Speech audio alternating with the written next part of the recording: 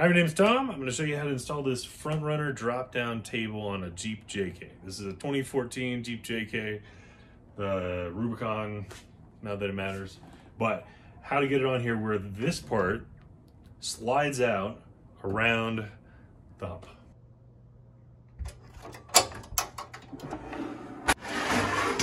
I've drilled a bunch of holes trying to get it in here right the first time, and I found a couple little tricks that really made a difference. The folks at Frontrunner gave me some additional hardware to try out and a new piece that they might be sending out that I think will really help with the installation.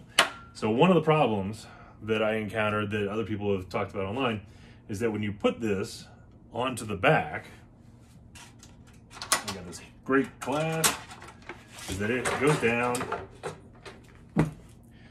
and this is supposed to slide out.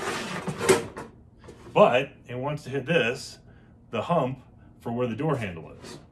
Their solution is these guys. Some little aluminum spacers that are about an inch, maybe, to go around these guys, the hardware that come with it, to go into it. The way that it goes together is using these guys, little nutserts. They go into there, and when you put the bolt into the nutsert and tighten it down, this thing flattens out and pinches around the sheet metal. To do that, you have to drill some holes. But you make a hole that's a smaller hole, and then you make it a little bit bigger, and then you make it a little bit bigger, and you put this guy in, and you use this strange little wrench tool to go on like that, and when you screw it together, it'll pull it together on the backside. So here's a couple little tricks that I found that help. First, get a stool. I happen to have a couple of leveling blocks. I put 2 of those on top of this padded stool, Harbor Freight, you know, whatever you can find that's about the right height. Throw a blanket or something on there, because when you are trying to get this thing up and on here, you really want to be able to have something to hold it up for you so that you can be measuring and drilling holes and all that, because it's a real pain to try and hold it and get it in the right place at the same time. The other trick is open your window, close your door,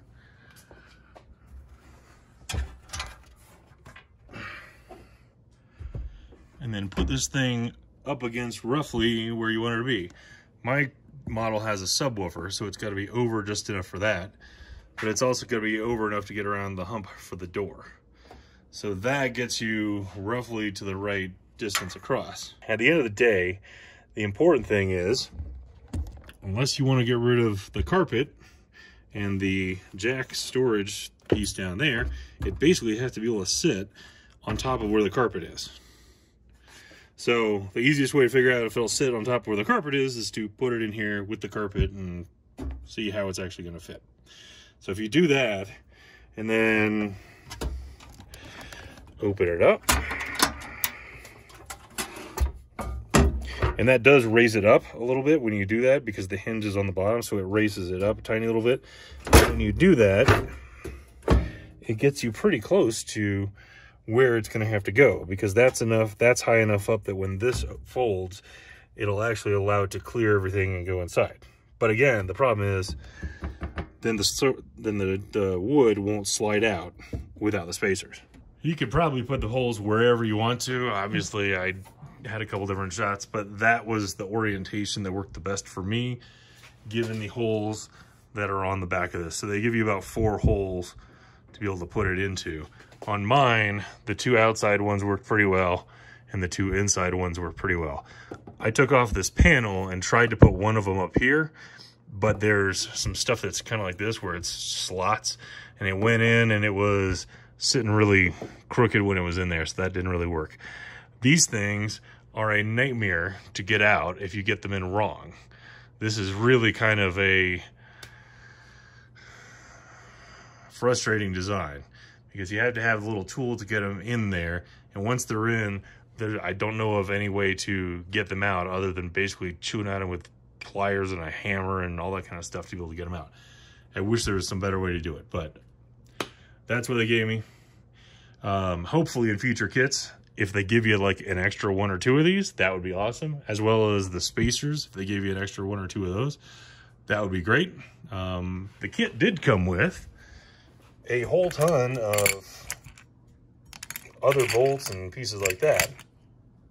It was okay. It came with a bracket that I think is for the JL models. The instructions for putting it on a JK say that you need to put this 45 millimeters down from the edge of the door. That's the edge of the door down to there. And there's a picture down here that says 45 millimeters from the hump on the door down to there, not from the edge of the door, which is really kind of confusing. On top of that, this one doesn't have millimeters. This one doesn't have millimeters. This one doesn't have millimeters. This thing doesn't have millimeters. The only thing that I could find that had millimeters was that. So it was really kind of tricky to try and measure it in the first place. So that makes it a little bit of an extra challenge. So you can go online and convert it from millimeters to inches. And for the record, the metric system is far superior to this stuff. But if you go to any hardware store here in the United States, this is the kind of stuff you're going to find for being able to measure stuff with, as well as drill sets that are not metric. So you got that.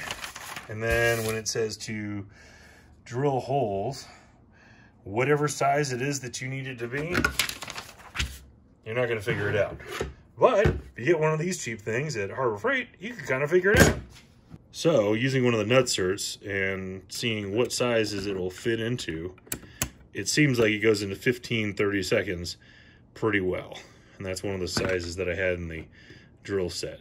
So I drilled it out first with something much smaller, like 5-30 seconds, just to make a pilot hole, and then drilled it out with the big one. And that seems to have held it pretty well so far. It's a little bit of a snap to get it into there, but I figure that makes it's better to have it a little bit too tight than a little bit too loose. One of these is also helpful.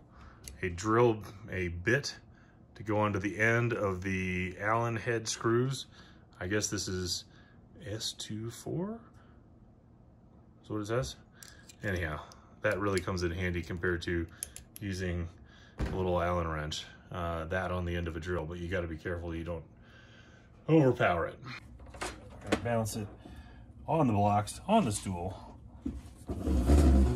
Slide it over some, get it roughly where it's at, and it could still move around a little bit. So you got a little bit of flexibility to it, but at least you're not having to hold the whole thing up on your knee. And then these ones, you want to put this side through that, and then through the spacer, and then into the door. So that one through there, through the spacer, and then line it up to go into the door.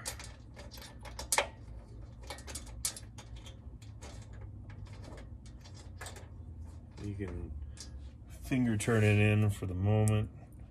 You don't really want to tighten them down yet because you need some space to get your hand back there.